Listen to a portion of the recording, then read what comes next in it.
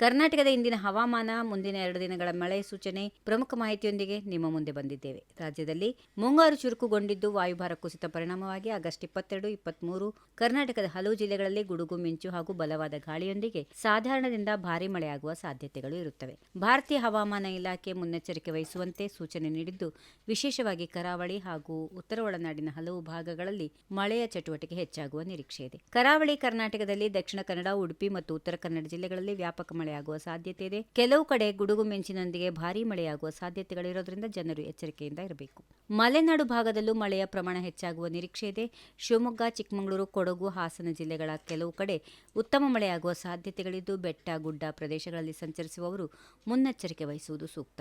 ಉತ್ತರ ಒಳನಾಡಿನ ಬಾಗಲಕೋಟೆ, ವಿಜಯಪುರ, ಗದಗ, ಹಾವೇರಿ, ಧಾರವಾಡ, ಕೊಪ್ಪಳ ಮತ್ತು ರಾಯಚೂರು ಸೇರಿದಂತೆ ಹಲವು ಜಿಲ್ಲೆಗಳಲ್ಲಿ ಗುಡುಗು ಸಹಿತ ಮಳೆಯ ಮುನ್ಸೂಚನೆ ಇದೆ. ಮಳೆಯ ಪ್ರಮಾಣ ಹೆಚ್ಚಾದರೆ ಕೆರೆ ಕಟ್ಟೆಗಳು ಹಾಗೂ ಜಲಾಶಯಗಳಿಗೆ ಒಳಹರಿವು ಕೂಡ ಹೆಚ್ಚಾಗುವ ಸಾಧ್ಯತೆಗಳಿರುತ್ತವೆ. ಬೆಂಗಳೂರಿನ ಹವಾಮಾನವು ಮೋಡದಿಂದ ಕೂಡಿದ್ದು, ಇಂದು ದಿನ ಇಡೀ ಮೋಡ ಕವಿದ ವಾತಾವರಣ ಮುಂದುವರಿಯುತ್ತದೆ. ಮಧ್ಯಾಹ್ನದಿಂದ ಸಂಜೆ ವೇಳೆಯಲ್ಲಿ ತುಂತುರು ಸಾಧಾರಣ ಮಳೆಯಾಗುವ ಸಾಧ್ಯತೆಗಳಿವೆ. ಬೆಂಗಳೂರಿನಲ್ಲಿ ಗರಿಷ್ಠ ತಾಪಮಾನ 27 ಡಿಗ್ರಿ ಸೆಲ್ಸಿಯಸ್ ಹಾಗೂ ಕನಿಷ್ಠ ತಾಪಮಾನ ಸುಮಾರು 21 ಡಿಗ್ರಿ ಸೆಲ್ಸಿಯಸ್ ಇರುವ ನಿರೀಕ್ಷೆ ಇದೆ. ವಾರಾಂತ್ಯದಲ್ಲೂ ಹಗುರ ಮಳೆಯ ವಾತಾವರಣ ಮುಂದುವರಿಯುವ ಸಾಧ್ಯತೆಗಳಿವೆ.